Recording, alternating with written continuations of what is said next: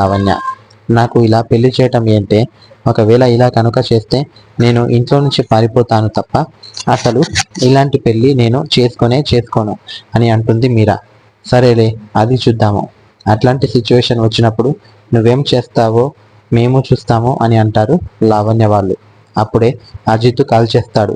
Lavanya phone తీసుకొని, ఓయ్ మీరా, మీ అన్నయ్య అజిత్ కాల్ చేస్తున్నాడే, కాల్ లిఫ్ట్ చేయని ఫోన్ చేతికి అందిస్తుంది.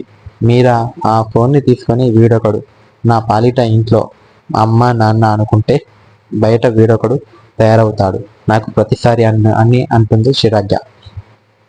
అప్పుడే లాస్ట్ సెమిస్టర్ హాలిడేస్ కావడంతో ఇంకొన్ని రోజులలో మనకి కాలేజీ లైఫ్ నుంచి ఫ్రీడమ్ దొరికినట్టే.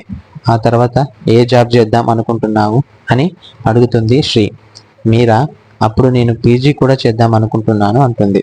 కానీ ఎలా ఉంటుందో చూద్దాం.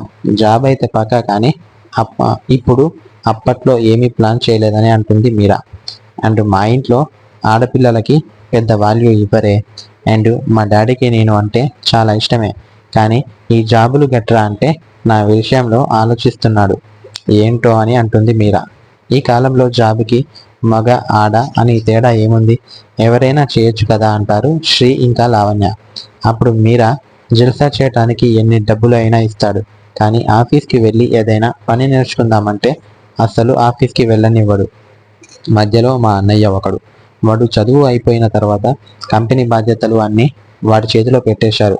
కనీసం అరే వాడికి ఒక చెల్లెలు ఉంది, తనని కూడా కాస్త డెవలప్ చేయాలి, ఆఫీసు పనులన్నీ నేర్పిస్తే తర్వాత బయటకు వెళ్ళినప్పుడు కష్టపడకుండా ఉంటుంది అని అనుకోడు అని అంటుంది మీరా బాధగా.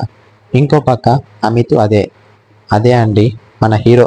తన ఫస్ట్ డే బిజినెస్ మీటికి హడావిడిగా బయలుదేరి వెళ్తాడు. తనకిష్టం లేకపోయినా కూడా వాళ్ళ నాన్నగారు బలవంతం చేయడంతో ఒప్పుకుంటాడు అమిత్. రంగారావు అమిత్ కలిసి కారులో కూర్చొని ఆఫీస్కి బయలుదేరతారు. అలా బయలుదేరి వెళ్ళిన అమిత్కి తన గర్ల్ ఫ్రెండ్ కాల్ చేస్తుంది.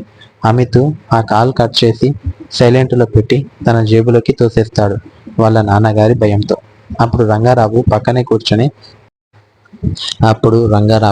పక్కనే కూర్చొని బిజినెస్ పనులు ఎంత తొందరగా నేర్చుకుంటే అంత మంచిది నాన్న, నా తర్వాత నాకు వారసుడివి అంటూ ఉన్నది నువ్వే కదా, నువ్వే దేని మీద ఇంట్రెస్ట్ చూపించకపోతే ఈ కంపెనీలు ఇంత పెద్ద పరిశ్రమలు ఎవరు చూసుకుంటారు వాటిని అని అంటాడు. అమిత్ చాలా కోపంగా ఫేస్ పెట్టి వెళ్తున్న రోడ్డు వైపే చూస్తాడు తప్ప వాళ్ళ నాన్న మాటలు మీద ఇంట్రెస్ట్ చూపిస్తున్నట్టు అస్సలు అనిపించదు. ఇంకా మీ అమ్మ 2-3 నెలల్లో నీకు పెళ్లి చెయ్యాలి అనుకుంటుంది, సంబంధాలు చూస్తూనే ఉంది.